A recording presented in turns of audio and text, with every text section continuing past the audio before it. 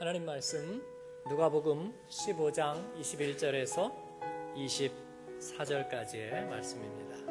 아들이 이르되 아버지 내가 하늘과 아버지께 죄를 지었사오니 지금부터는 아버지의 아들이라 일컬음을 감당하지 못하겠나이다 하나 아버지는 종들에게 이르되 제일 좋은 옷을 내어다가 입히고 손에 가락지를 끼우고 발에 신을 신기라. 그리고 살진 송아지를 끌어다가 잡으라. 우리가 먹고 즐기자. 이 내 아들은 죽었다가 다시 살아났으며 내가 잃었다가 다시 얻었노라 하니 그들이 즐거워하더라. 아멘. 오늘 몇 주 동안 좀 말씀을 나누고 싶은 주제가 은혜의 패턴입니다. 패턴 여러분 익숙하시죠? 핸드폰에 패턴이 있습니다. 그래서 비밀 그 번호 대신에 간단한 패턴을 제가 왜 자꾸 이렇게 하냐면 저는 이거기 때문에 나도 모르게 패턴을 공개하고 있는 거죠. 이렇게 알려줘도 몰라요. 또 거꾸로 하는 분도 있고요.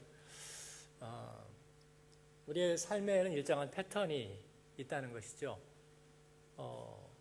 그리고 그 가운데는 대단히 중요한 비밀들이 숨어 있다고 생각됩니다.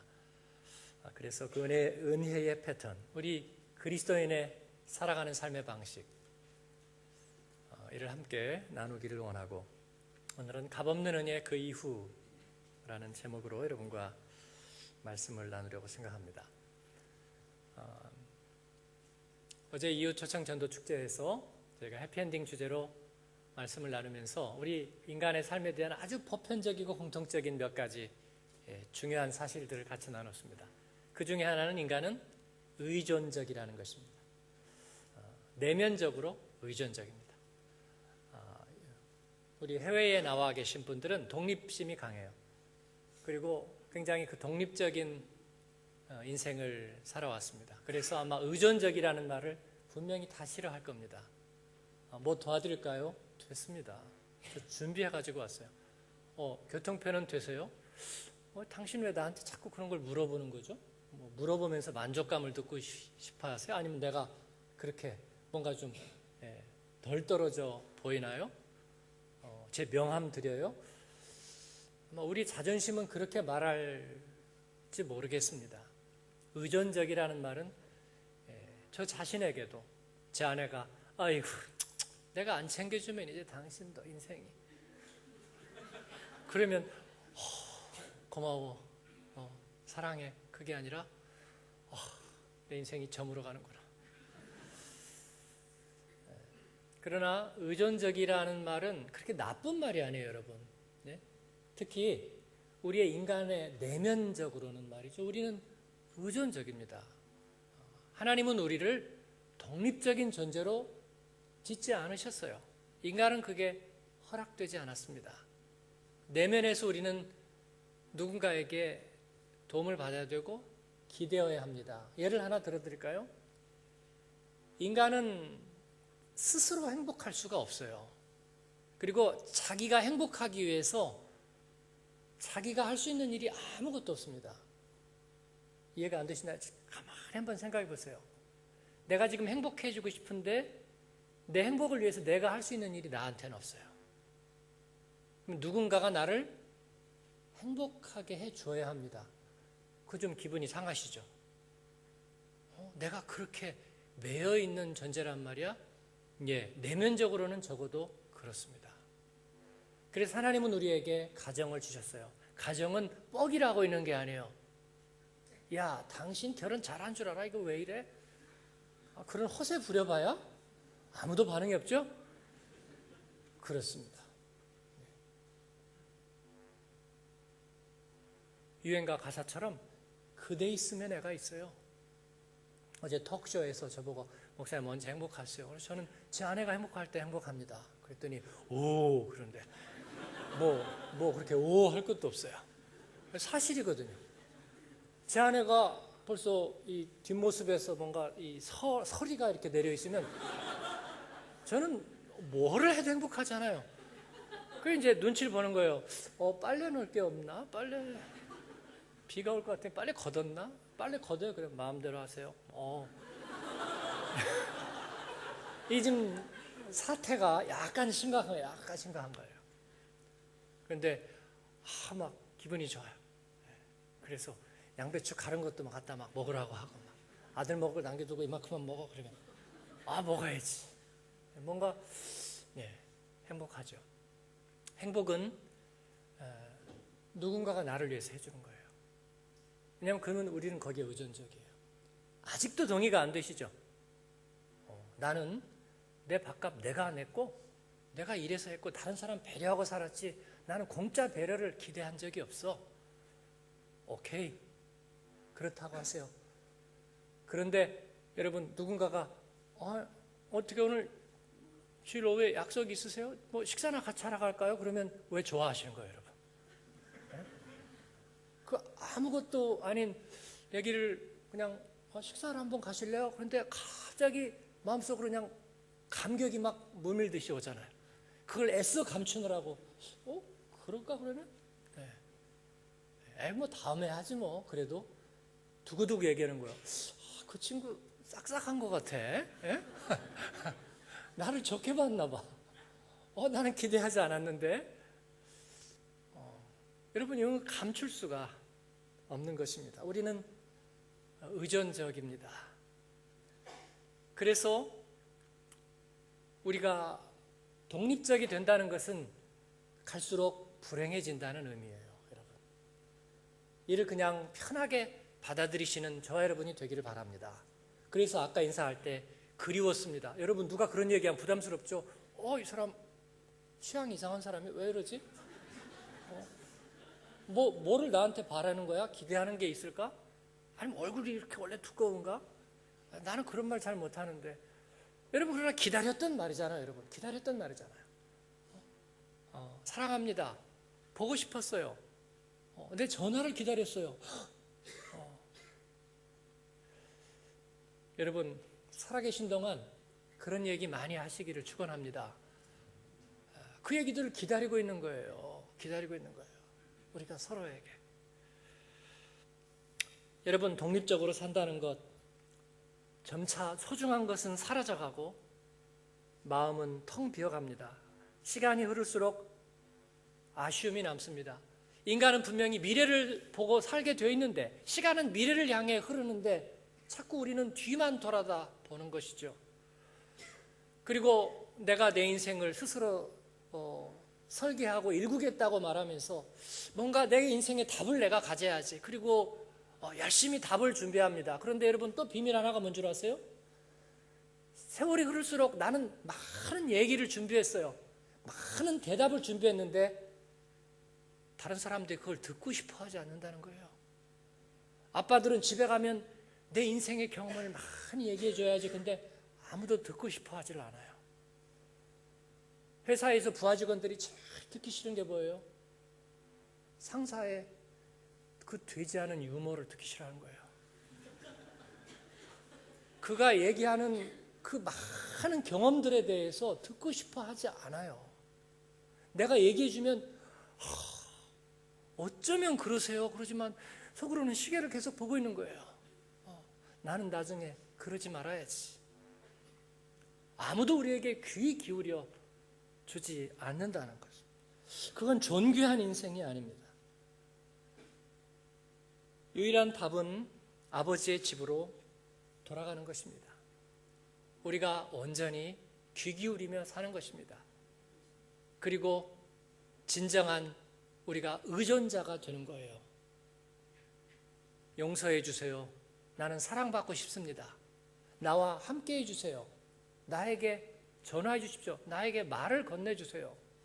라고 말하는 것, 이것은 우리가 약해졌거나 부끄럽게 되었다는 것이 아니라 우리가 진정한 존재가 되어간다는 뜻입니다. 우리가 믿음이 성장한다는 것은 비인간적인 광신자가 된다는 뜻이 아니라 믿음이 자라난다는 것은 참으로 인간적이 된다는 뜻입니다. 하나님은 우리를 그렇게 만드셨거든요. 사랑하고 용서받고 그리고 서로 의존하도록 하나님은 그렇게 우리를 만드셨고, 그 하나님을 예배하고 그리고 그 하나님을 의지하고 그분의 선물인 하나님의 은혜에 우리가 믿음으로 순전하게 반응하도록, 그의 앞에 감격과 눈물을 흘리도록 하나님은 우리를 그렇게 지으셨습니다. 존귀하고 멋진 인생입니다. 그러면 미래도 없을 것 같지만, 노예된 삶을 살 것 같지만, 그런 이들에게 미래를 바라봄이 생겨나는 줄 믿습니다. 그런 이들이 창조적인 노력을 합니다. 그런 이들이 생명을 구원하는 일에 수많은 아이디어를 가지게 됩니다. 그리고 그들만이 건강한 생산적인 네트워크를 이루게 되는 것입니다. 이것이 천국의 생활이에요. 어떤 분이 천국에 대해서 그렇게 상상했습니다. 천국은 다 자기 의지를 반납한 영들의 모임이라고요. 자기 의지를 다 반납했지만, 그러나 마치 거대한 퍼즐이 아름다운 완성된 그림을 맞추어 가듯이 그 모든 것들은 하나로 맞추어져 가는 것입니다. 그래서 저는 아름다운 전체의 한 부분이라는 말을 좋아하게 되었습니다. 하나님 나라의 무대에서 저는 작은 한 소품입니다. 이 꺾어지는 좀 부담스럽네요. 너무나 비중이 커서. 좀 더 작은 게 어디 있을까요? 물잔. 하나님 나라의 생명 구원의 역사에 이 작은 소품, 그러나 꼭 필요한 곳에 배치되어 있는 그러한 삶을 산다는 것은 선물과 같은 인생입니다. 그런 아버지의 집 안에서의 믿음의 삶이 있으시기를 축원합니다. 의존적이 되십시오. 그것은 우리를 행복하게 만드는 지름길입니다. 우리가 잘 아는 누가복음에 교회 안 다니는 사람도 아는 돌아온 탕자, 아버지에게 유산을 요구했다가 나가서 다 탕진하고 집으로 돌아온 아들의 이야기, 누가복음 15장의 이야기, 오늘 읽은 이야기입니다. 그는 다시 의존적이 되었습니다. 아버지의 집으로 돌아왔어요. 이것을 우리는 그가 은혜의 품에 돌아왔다 얘기합니다. 이 은혜에는 몇 가지 법칙이 있어요. 은혜는 첫째, 조건 없이 주어졌다는 것입니다. 아들은 돌아왔지만 아버지 재산을 받아가지고 가면서 이 농가를 운영하는 아버지가 그 돈을 어떻게 줬을까요?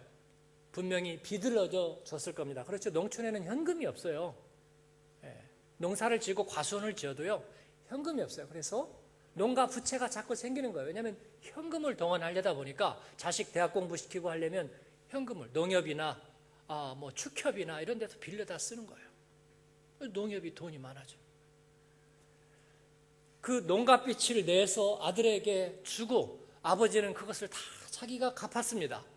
밑살 빠지고 그리고 주름 들어가면서 농가빚을 갚았어요. 그런데 그 아들은 소식도 없이 있다가 무심한 아들은 어느 날 떨거지가 돼가지고 거짓골이 돼서 나타난 거예요. 그런데 아버지는 그 아들을 밤새워 기다렸다는 거 아니에요. 그래서 이거는 스캔들이죠. 상식적으로 있을 수 없는 스캔들과 같은 일. 은혜는 그러한 거라는 겁니다. 대신 대가를 치르고 아무 조건도 없이 때도 없이 기다렸다가 그에게 무상으로 모든 것을 용서해 줬다는, 이게 은혜의 제일 법칙입니다. 두 번째 법칙은, 그러나 그렇게 값없이 조건 없이 준 은혜가 값싼 거냐? 그렇지 않다는 거예요. 왜냐하면 아버지가 대신 값을 다 지불했기 때문에 이것은 너무나 값비싸요. 너무나 값이 비싸서 값을 지불할 수가 도저히 없는, 이것이 은혜입니다. 그 은혜의 두 가지 원리. 세 번째 법칙이 있다면 받을 거냐 말 거냐 결정하는 거예요. 여러분 어떻게 할 거예요? 갚을 능력이 없어요. 그런데 내게 결정적으로 필요해요. 그런데 누군가가 내게 그것을 제시해줘요. 받을 거냐 말 거냐. 어떻게 할 거예요, 여러분? 그 아들은 이를 받아들였습니다. 아버지 집에 왔습니다.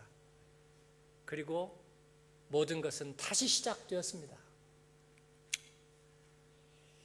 여러분, 이것이 쉬운 이야기일까요? 어려운 이야기일까요? 세상에 이렇게 쉬운 얘기가 어디 있어요? 그렇죠? 사형수를 사면해 준다는데 거절할 사람이 있을까? 빚을 대신 갚아준다는데 거절할 사람이 있을까? 모든 것을 탕진하고 죄를 범했는데도 다 용서해주고 기억조차 아니한다는데 그걸 안 받아들일 사람이 있을까? 너무 나이브한 이야기인데 제가 살면서 경험한 것은 이 돌아온 이 아들이 굉장히 용기 있는 사람이라는 거였어요. 누구나 그걸 받아들이지 않는다는 거예요. 참 이상하죠? 그걸 받아들이는 게 그렇게 쉬운 게 아니라는 사실을 알게 되었습니다. 거기에는 뭔가 착잡한 많은 이유들이 있을 것 같습니다. 사람들은 두려워합니다. 당신의 인생이 선물이야 라고 말하는 걸 사람들은 두려워해요. 정말요? 당신은 그냥 받아들여집니다 라는 말에 두려워합니다. 아마 하나님을 떠난 삶의 오랜 습성이 아닐까 저는 그렇게 생각합니다. 저는 이 은혜라는 바로 이 영적인 개념을 정말 바로 깨닫고 받아들인 지가 그렇게 오래되지 않았어요. 모태신앙이고 교회를 오래 다녔지만 저는 이런 뜻이 숨어 있다는 것에 대해서 몰랐습니다. 어느 순간에 제가 그 아버지의 집에 다시 돌아가듯이 바로 이 은혜가 얼마나 나에게 소중한 것인가 하는 걸 비로소 깨닫게 됐어요. 저는 그래서 제 홈페이지에다 그렇게 고백하는 거예요. 그리고 나서 저는 제 사람됨의 뜻을 알게 됐습니다. 아하, 내 인생은 값없는 은혜, 내 인생은 선물이구나. 마치 바람에 움직이는 그 아주 작고 가벼운 깃털처럼 내 인생은 그렇게 가벼운 선물이로구나. 그런 생각을 하게 되었습니다. 오늘 말씀은 그 아들이 아버지의 집에 돌아왔어요. 이제 그 은혜를 받았습니다. 해피엔딩이죠? 과거의 모든 허물은 용서되었고 빚은 탕감되었고 아버지는 받아들였고 잔치를 베풀었습니다. 너무나 좋아요. 죄와 은혜의 대조법 멋지잖아요. 그러면 여기에서 그만 막을 내렸으면 좋겠는데 막을 내릴 수가 없고요. 그 다음에 삶은 계속됩니다. 그래서 제가 오늘 여러분께 질문을 드리고 싶은 것은 이 아들이 그 다음에도 행복했겠느냐? 그날 저녁은 대단했습니다. 아버지와 얼싸안고 눈물을 흘리고 그래 용서한다. 아버지 죄송해요. 괜찮아. 너를 사랑한다. 저도 사랑해요. 그래 이제 자렴. 저 잘게요. 그 다음 날 눈을 떴습니다. 그 다음 날도 그 아들은 행복했을까? 두 가지 가능성을 말씀드립니다. 첫 번째, 안 행복했을 가능성. 여러분이 지금 마음속으로 약간 의구심을 품고 있는 바로 그 가능성. 글쎄, 교회 계속 다니면 행복해지는 거야? 행복하지 못했을 가능성. 그 가능성은 두 가지 가능성이 있겠어요. 첫 번째는 우리하고는 별로 관계가 없지만 아마 그런 사람들이 있을 것입니다. 그는 행복하지 않습니다. 왜요? 그 전날 그거는 그냥 해프닝이었어요. 좋은 일 있다니까 한번 참여를 해보는데 나하고는 잘 안 맞아. 무슨 자선행사에 가봤지만 나는 내 인생은 취향이 잘 아니야. 자원봉사, 섬기고, 그리고 생명구조. 내 인생의 가치관은 그런 거하고는 좀 거리가 멀어요. 그는 나이브한 사람입니다. 머리 없이 살아요. 어떤 분이 그러더라고요. 조깅 나갈 때 머리는 두고 나가라고요. 몸만 나가면 된대요, 그냥. 조깅 나가서는 머리 쓰지 말래요. 몸으로만 그냥 뛰면. 그래서 신호등 앞에서 이렇게 뛰는 분들 보셨죠? 낭비 안 하려고. 멈추면 다시 요요니까 계속. 그는 생각 없이 허랑방탕한 거예요. 그리고 다 쏟고 집에 왔는데 아버지가 용서해 주시고 막 과분한 사랑을 주시니까 그러든지. 잠깐 감동이 되었지만 그러나 여전히 생각이 없어요. 그래서 이전과 같이 금방 심드렁해져 버렸습니다. 용서받은 것과 용서받지 않은 것이 큰 차이가 없어요. 그의 인생의 유일한 존재 이유는 재미있게 사는 거예요. 그의 유일한 소원은 재미있는 얘기 들으면서 킥킥거리다가 죽는 것입니다. 그래서 그의 인생은 금방 허무해져 버렸습니다. 즐거운 지옥을 필요로 하는데 그는 더 이상 그런 일이 없어요. 하루하루의 매일매일의 루틴이 시작되고 그리고 다른 사람들의 따가운 시선을 견뎌야 하고 그리고 누군가가 자기를 애정 있게 바라보고 기대하는 것이 너무 싫어요. 그리고 이전에 보이지 않고 볼 필요도 없던 것들이 자꾸 보이기 시작하니까 이건 아니야. 언젠가는 다시 떠나야지. 죄와 은혜, 이게 너무 좋은 거죠. 그때는 참 좋았는데, 그러나 그 이외의 것은 아무것도 행복하지 않아요. 누군가가 나를 둘러싸고 축복성을 해주고 사랑해요 할 때는 마음의 감동이 조금 됐지만, 그러나 내가 무언가를 해야 되고 배려해야 하고 그리고 하루하루를 그 기대 속에 살아간다는 건 나는 싫어. 나는 정교적인 삶이 싫어. 그는 우울한 이방인이 되어갑니다. 예, 여기에 대해서는 더 이상 어떤 답이 없겠습니다. 두 번째 가능성을 말씀드립니다. 아마 저와 여러분에게 많이 해당되는 케이스라고 생각됩니다. 둘째 아들이 돌아왔는데, 그리고 감격스럽게 이제 다시 아버지의 집에서 생활을 시작했는데 행복하지 않았습니다. 아니, 자기가 행복하지 않은 게 아니라 다른 사람을 보니까 행복해 보이지 않았습니다. 은혜를 받고 살아가는데 행복해 보이지 않아요. 만족함이 없는 그런 생활들을 보았습니다. 짜릿한 대가가 없고 피곤한 일상의 연속이었습니다. 항상 습관화되지 않은 그 주는 행위가 그렇게 사람들이 행복한 것 같지 않았어요. 아프리카에서 만났던 선교사님이 현지인 그 교회와 또 현지인 그 사역자들, 현지인 그 교인들을 상대하는데 계속 주는 사역을 해요. 주는데 자꾸 또 달라고 하고 또 달라고 하고 또 달라고 하니까 그분이 푸념처럼 한 얘기가 제가 지금도 귀에 남아요.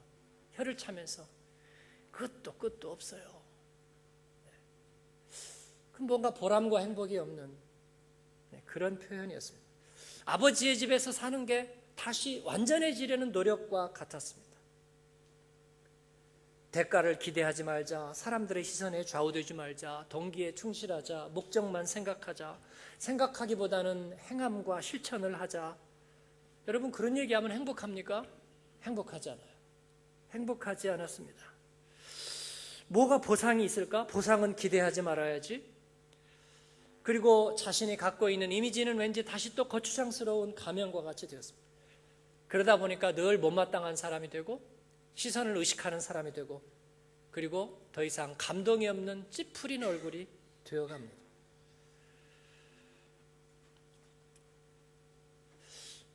왜 그랬을까요, 여러분?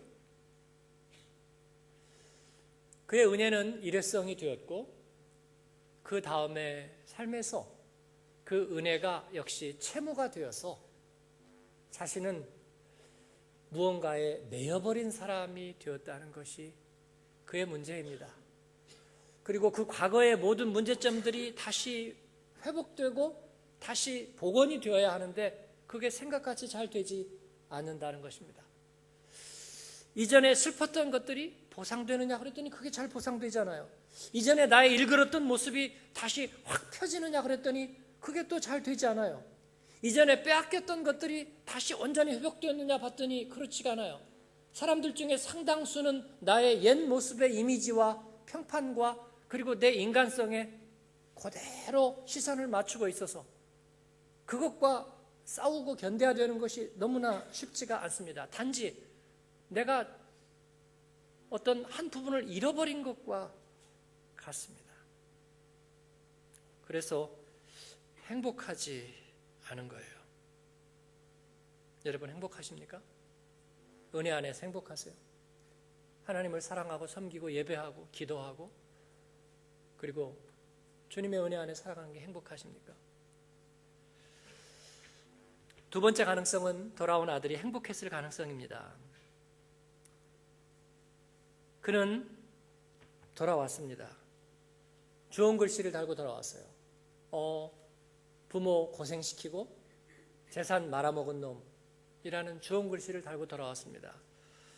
모든 것은 이전과 그대로였어요. 일상도 달라지지 않았습니다.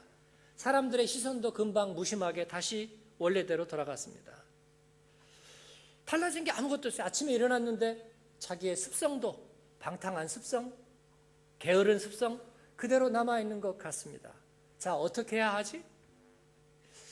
하루하루 정해진 규칙에 따라 산다는 것이 그에게 쉽지도 않았습니다. 게다가 힘든 것은 뭐냐면 마음속에서 네가 뭐가 달라졌겠어 하는 생각입니다. 실제로 잘 따라주지 않는 자기 삶의 라이프 스타일이 그를 힘들게 합니다. 그러나 저는 이제 분명하게 그가 달라졌고 행복했다는 쪽에다가 제 마음을 던집니다. 어떻게? 뭐라고 설명할 수 없는데 그에게는 엄청난 변화가, 엄청난 사실이 그에게는 한번 지나간 것과 같습니다. 제가 종종 얘기하는 화학 변화와 같은 것입니다. 여러분, 가장 사랑하는 사람을 잃고 나면 그 사람은 그대로일까요? 아니면 달라질까요?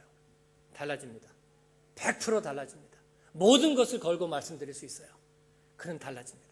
일생에 그가 만나야 될 결정적인 한 만남을 가졌다면 그는 달라질까요? 달라지지 않을까요?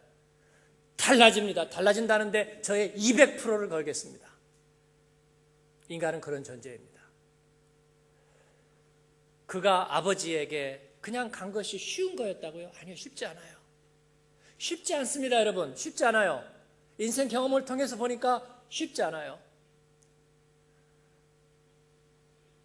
남편과 아내에 있는 분들 제가 일부에서도 한번 물어봤어요. 남편과 아내 같이 앉아보시면 되죠. 아내들에게 묻습니다. 남편이 여보 내가 잘못해서 나를 용서해줘. 그렇게 얘기하는 거 들어보신 분? 손은 들지 마시고요. 그 얘기하니까 고개 숙인 집사님 눈에 딱 들어오는데 들어보셨어요? 진짜로 그래 잘못했다 그거는 그건 폭력이에요. 폭력.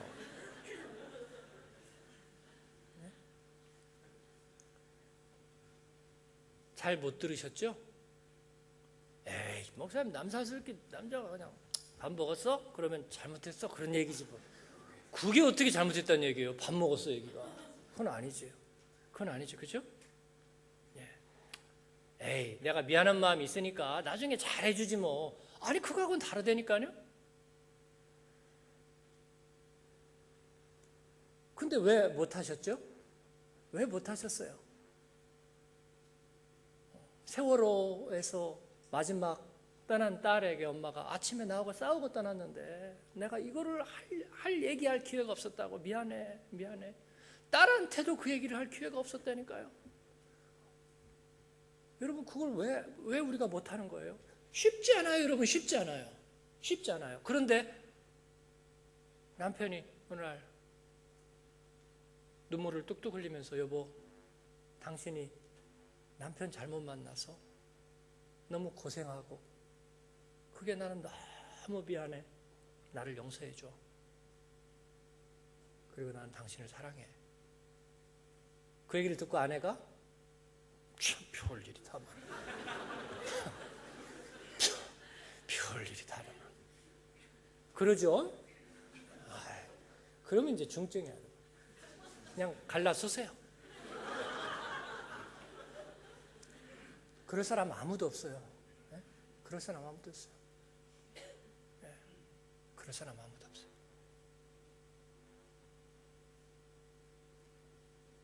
저도 제 아내에게 한번 이 고백을 하다가 말이죠. 남편 잘못 만나서 하고 제가 엉엉 울어버렸어요. 언제였는지 기억이 안 나. 엉엉 울었어요. 안 봐도 뻔해 제 아내도 울었죠. 근데 그거 일생에 늘 할 수 없어요. 그게 뭐가 어려워요? 그러나 쉽지 않다는 거예요, 여러분. 쉽지 않아요. 그런 일을 겪고서 우리가 인생이 달라지지 않을까요? 아니요. 이거는 정말 인생의 전환점과 같은 것들입니다. 전환점과 같은 것들이에요. 용서하고 용서받는다는 거 너무 쉬운 것 같지만 전혀 쉽지 않아요. 그에게는 그런 코페르니쿠스적인 전환이 일어났어요. 여러분, 이런 인격적인 경험이라는 것은 뭐 유실론, 무실론의 질문 하늘처럼 쌓아놓은 것을 한꺼번에 싹 치워버린 것 같은 파괴력이 있는 것입니다. 사랑받는 느낌, 용서받는 느낌, 배려받는 느낌, 그리고 누군가가 희생의 값을 치러준다는 것. 여러분, 이것은 놀라운 일이에요. 가슴이 먹먹해지고 도대체 왜 내게 이런 일이? 그리고 그것은 그의 인생의 붉은 선이 되는 거예요. 로테파덴, 자기의 삶을 관통하는 핵심적인 새로운 기준이 되는 것입니다. 이것이 그를 변화시킵니다. 이것이 그에게 은혜의 패턴을 만듭니다. 은혜의 패턴, 세 가지로 정리합니다. 첫 번째, 이전 것은 지나갔다는 거예요. 분명한 것입니다. 이전 것은 지나가. 그가 아버지 집으로 돌아왔다고? 아니요. 그 집은 옛날 집이 아닙니다. 자기가 살고 눕고 숨쉬고 그리고 분노하고 피해의식에 사로잡히던 그 공간이 아니라 그곳은 전혀 새로운 것입니다. 이전 것은 지나갔습니다. 보라, 새 것이 되었습니다. 이 사실을 받아들이는 여러분 되기를 바랍니다. 이전 것이 지나갔어요, 여러분. 이전 것이. 내가 그대로 나라고요? 아니요. 내 안에 새로운 것이 시작되었습니다. 은혜의 패턴 두 번째, 이제부터 인생은 선물입니다. 나의 삶은 선물이라고요, 여러분. 예? 치닥거리하고 그리고 되다가 말아버린 그런 인생이 아니라 내 인생은 선물입니다.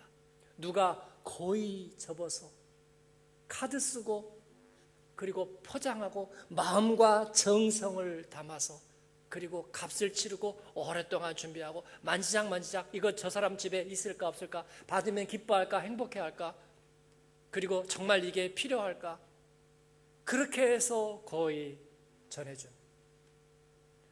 어떤 분이 그렇게 말하더라고요. 선물을 전하는데도 용기가 필요하네요. 그렇습니다. 하나님은 우리에게 그 아들의 생명을 주기 위해서 용기를 내셨어요. 그리고 우리에게 주시고 우리의 인생의 이름을 선물이라고 정해 주셨습니다. 사랑하는 여러분, 아침마다 저녁마다 인생은 선물이야. 옆에 분에게 한번 얘기해 주세요. 나의 삶은 선물입니다. 한번 얘기해 주세요. 은혜의 패턴 세 번째는, 이제부터 사는 삶에는 바로 은혜의 초기값이 있다는 거예요. 디폴트가 있다는 거예요. 그러니까 그는 더 이상 불행하지 않을 수 있는 것입니다.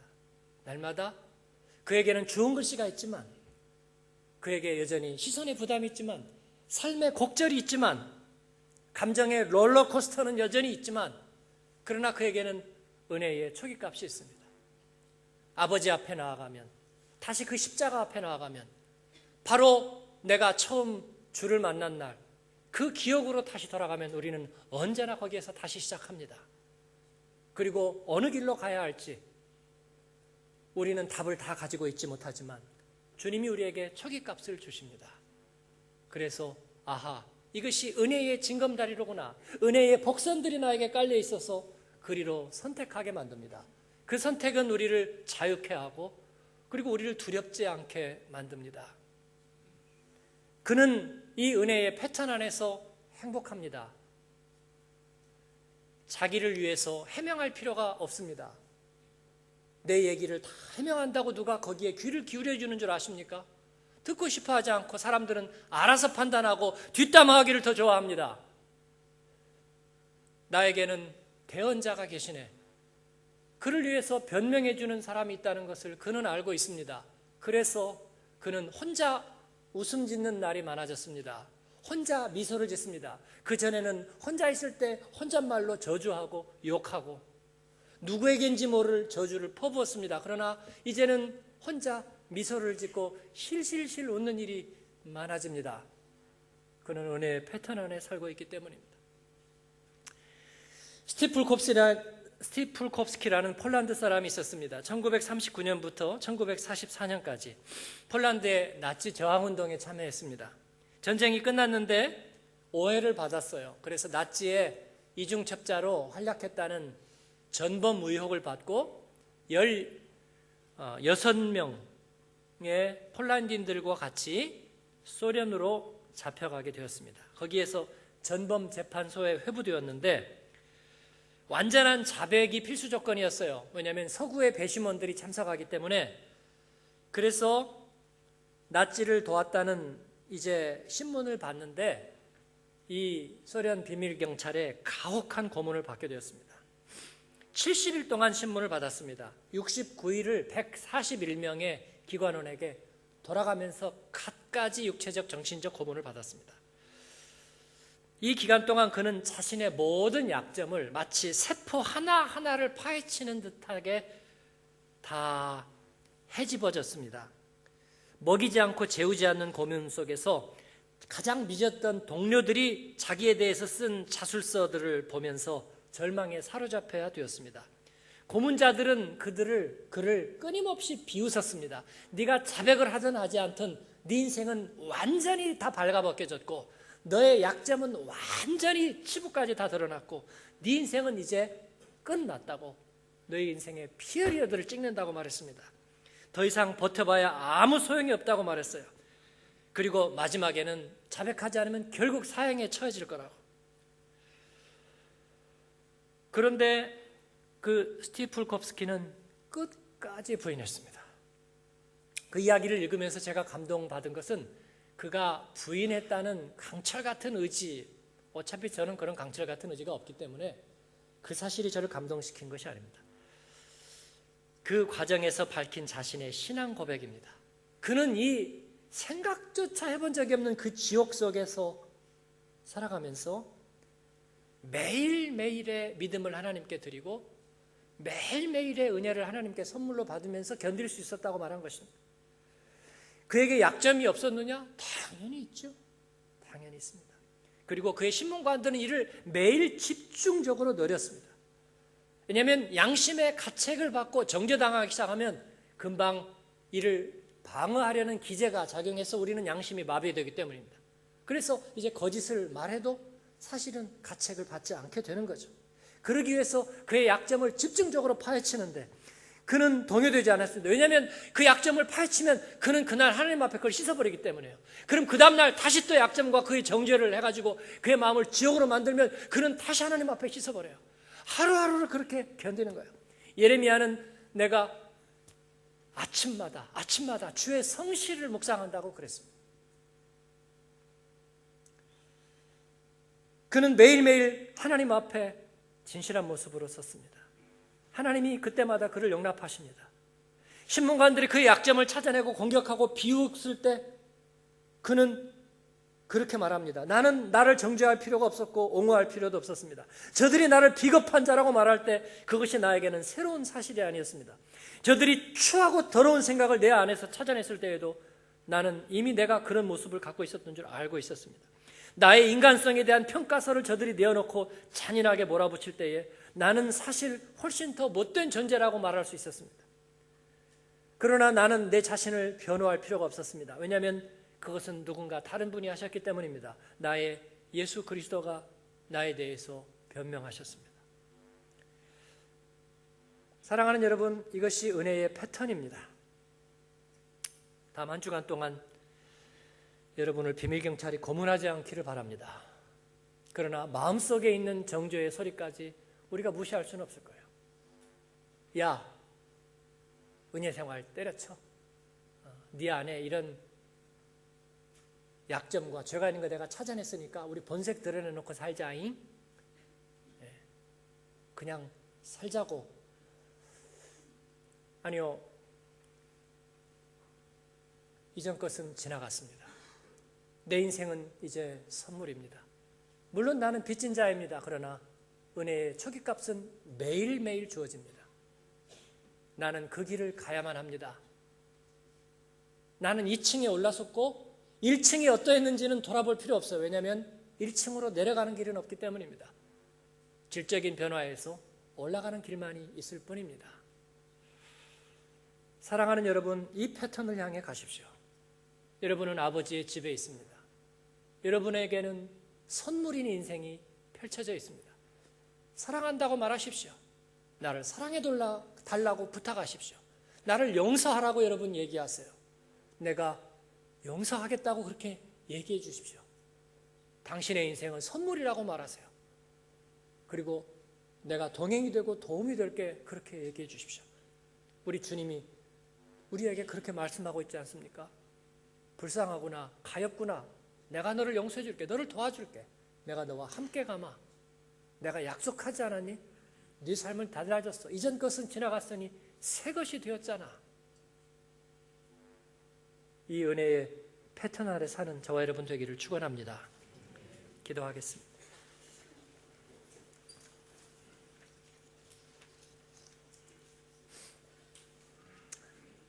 우리 이 시간에 두 가지 기도하겠습니다. 하나는 나를 위해서, 하나는 다른 이를 위해서. 혼자 행복해질 수 없거든요. 은혜는 혼자 이룰 수 없거든요. 주시는 이가 있어야 받는 것이거든요. 나를 위해서는 하나님 이 은혜의 패턴 안에 살겠습니다. 주님, 이전 것은 지나갔습니다. 주님, 내 삶은 하나님의 선물입니다.